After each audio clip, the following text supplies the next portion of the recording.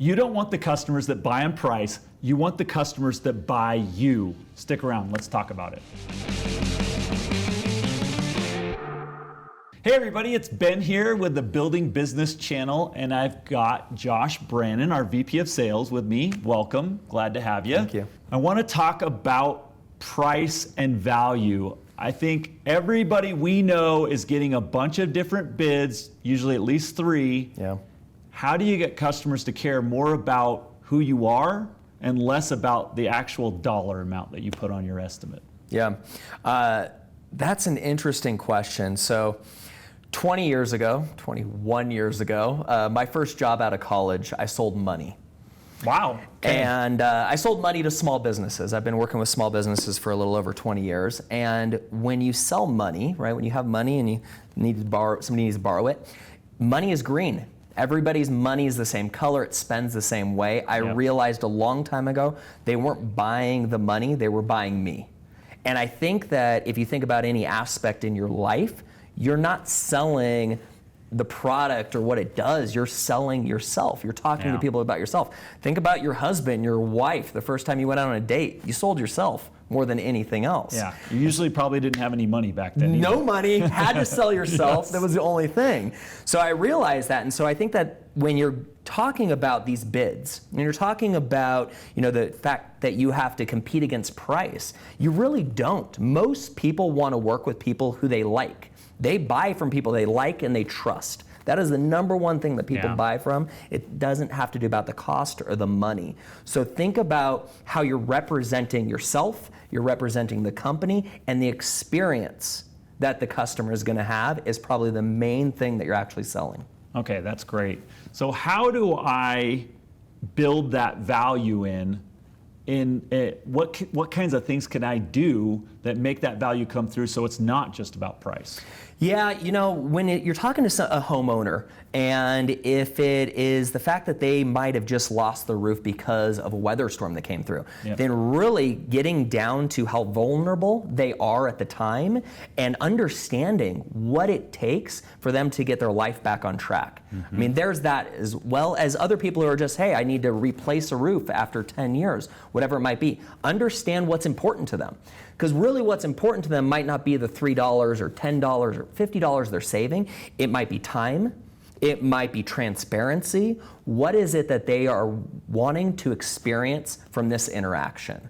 For me, it's always been trying to figure out, hey, do they just want something efficient that they don't have to deal with and that they can go on and live their life? Or do they want to be part of what is happening? And if I can realize and figure out what that is, then I can make it a much better experience for them. Feels like a lot of this has to do with competitive advantage, right? I know there's other bids out there. How do I bubble to the top? What things set my company apart from the other competitors? What are the things I can do there to really set myself apart? Yeah, I think that people get a little too scared too about competitors. Oh, interesting. Right? Versus just thinking about, am I here talking to Ben and are we actually making a connection? That's what I'm worried about. Because if I make a connection with you and I still don't get the sale, then I actually did the best I could to win that job. Yep. And that's really what matters. If all I'm doing is worrying about the $30 over here or another competitive bid, then I am not focused on the experience that you're gonna have in working with me and my company. One of the things I've seen some companies do that's really, really successful is to talk about how long they've been in business, and also the kinds of certifications or trainings that they've done, the insurance they carry. A lot of these things help you come across as more professional and frankly might make the difference between taking one bid or taking another. Yeah. Well, I think that the first part of that you said was how long you've been in business, right? You're trying to, again, show yourself as not just a business, but as a person. Hey, I've been doing this for a long time. So you want to build some credibility, right, with certifications, those types of things. I think the other thing that you're really trying to do is have that, that customer walk away being able to, this would sound strange, but the next time they're at a party, they actually talk about, oh, I just had a great experience getting a roof put on by this contractor. No, absolutely. Right? That's the kind of experience you want to leave them with. But how do you get them there? So to your point, yeah, you got to tell them a little bit about yourself. You got to tell them about the certifications, the training, the time that you've put into this, but more importantly, what are they going to get out of it? And hopefully you're both walking away with that shared experience.